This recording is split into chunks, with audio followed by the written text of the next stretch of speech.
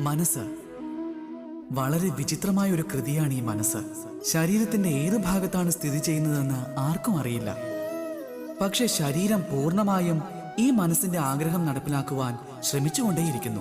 ഇനി മനസ്സ് എന്തെങ്കിലും അരുതാത്തത് ചെയ്താലും ഓരോ വ്യക്തിയും ആഗ്രഹങ്ങൾ സാക്ഷാത്കരിക്കുവാനുള്ള മാർഗം അന്വേഷിച്ചുകൊണ്ടിരിക്കുന്നു.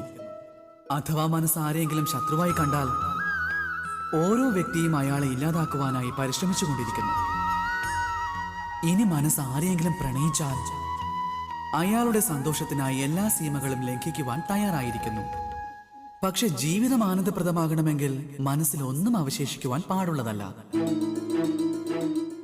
ഈ ഓടക്കുഴൽ പോലെ ഉള്ളിൽ ഒന്നും തന്നെയില്ല. രാഗമില്ല, വിദ്വേഷവുമില്ല. ചുണ്ടോട് അടുപ്പിക്കുമ്പോൾ മാത്രമേ സംഗീതമുണ്ടാകൂ. അതുപോലെ തന്നെ മനസ്സിനെയും ഭാവനകളിൽ നിന്ന് മോചിപ്പിക്കേണ്ടത് അത്യാവശ്യമാണ്.